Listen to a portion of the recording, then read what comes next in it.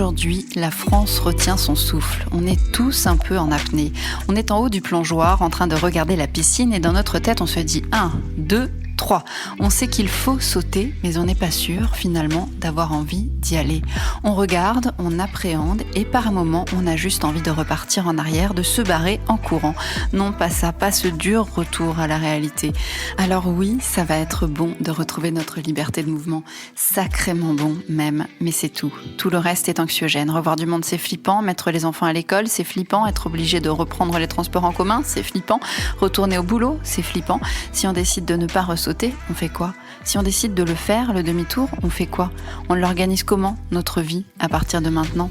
Si l'on décide de ne pas mettre les enfants à l'école, de continuer à faire attention à limiter les contacts avec les autres, de ne pas participer à de trop gros rassemblements, mais aussi si l'on décide de respecter la planète, d'être plus en lien avec la nature et d'en prendre soin, d'élever nos enfants dans de super conditions, de ne plus tolérer de bosser comme des machines et d'être considérés comme tels, de ne plus jamais passer nos journées à faire des choses qui n'ont aucun sens, si l'on décide de ne pas replonger, comment on fait ?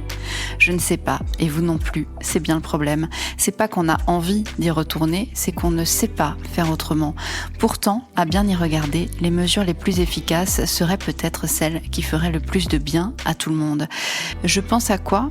Je vais vous le dire. Je pense au courage politique indispensable à ce stade, à un changement, un vrai changement qui ferait du bien, au revenu universel d'abord pour que plus personne n'ait plus jamais rien à manger si une situation comme celle-ci devait se reproduire, à des classes de 8 élèves ensuite pour que la question de la distanciation ne se pose plus et pour que les enfants n'aient pas à effectuer toute leur scolarité à travers un écran, seuls, chez eux, à des hôpitaux à taille humaine où les soignants soigneraient juste, à repeupler les campagnes et les petits villages pour désengorger les villes et pour y développer l'autosuffisance loin de la course à la croissance, à plancher sur des avions à énergie solaire, à prendre au maximum nos vélos, à retrouver le goût de la nature, à cesser de courir après le temps, à cesser de courir après l'argent, à organiser nos journées autrement, à passer plus de temps en famille, à avoir plus de temps pour contempler les fleurs ou les étoiles, à regarder grandir nos enfants, à être avec ceux qu'on aime, à remettre nos vies dans la bonne direction.